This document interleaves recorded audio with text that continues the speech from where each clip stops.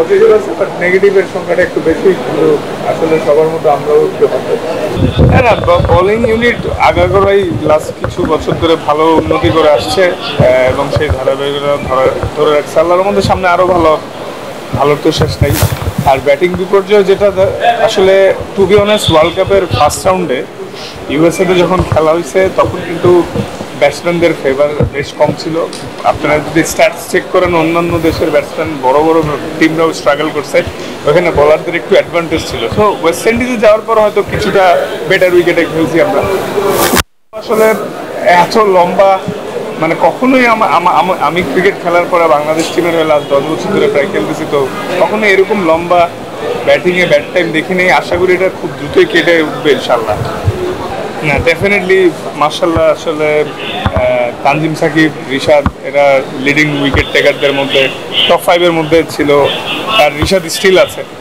Overall মানে ভালো করছে মার্শাল্লাহ। এটা খুবই পজিটিভ সাইন যে আমাদের মানে বাংলাদেশ থেকে অনেক ফিউচার স্টাররা উঠে আসবে এবং তাদেরকে মানে অলরেডি ওয়ার্ল্ডকে বোঝানো হয়েছে যে আমাদের সবার মধ্যে ডিফারেন্ট অ্যাবিলিটি আছে।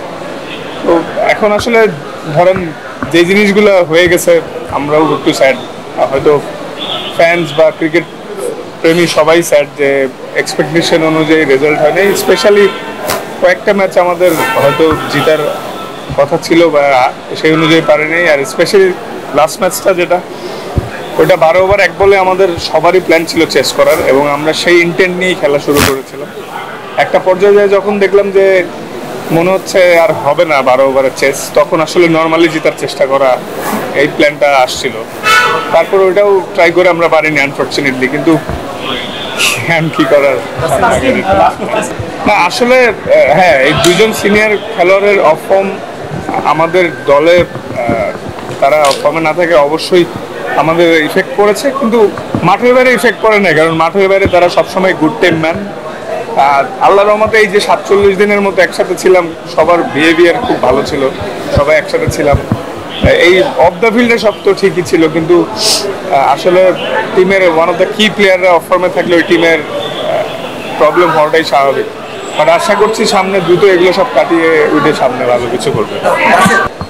হ্যাঁ, গ্র্যাজুয়ালি ইমপ্রুভ হচ্ছে। টি-20 ক্রিকেটে তো শুরু থেকে আমাদের খুব একটা স্ট্যাটস ভালো ছিল না, তাই না? তো আগের থেকে তো ইমপ্রুভ হচ্ছে, খালি মাইনাস পয়েন্ট দেখলে তো হবে না। এমনি তো মাইনাসেই আছি আমরা, তো প্লাসে আসার তো সর্বোচ্চ চেষ্টা করছি, তো করেই যাব। এবং আপনারা হতাশ হচ্ছেন স্বাভাবিক, আবার আমরাও আপনাদেরকে ইনশাল্লাহ ভালো জয় উপহার দিব। বিশ্বাস রাখেন আমাদের উপরে, আমরা আমাদের সর্বোচ্চ দিয়ে চেষ্টা করছি। ধরেন আমরা হ্যাঁ আরও অনেক ভালো হইতে পারতো। স্পেশালি দেখেন লাস্ট ম্যাচটা আমরা সবাই একটু ডিসঅ্যাপয়েন্টেড হয়েছি। আমরা জেতার চেষ্টাই করেছিলাম প্রথমে 12 ওভারের, পরে যখন মানে আমরা বুঝতে পারলাম তখন নর্মালি ট্রাই করছিল সবাই, তাও জিততে পারি। বাট হ্যাঁ, পজিটিভ সাইন আছে যে throughout the tournament bowling super 8-এ সর্বপ্রথম এবার ওয়ার্ল্ড কাপ টি-20 ওয়ার্ল্ড কাপে আমরা 3টা জয় পাইছি। মানে পজিটিভ আছে বাট নেগেটিভের সংখ্যাটা একটু বেশি, কিন্তু আসলে সবার মতো আমরাও একটু হতাশ।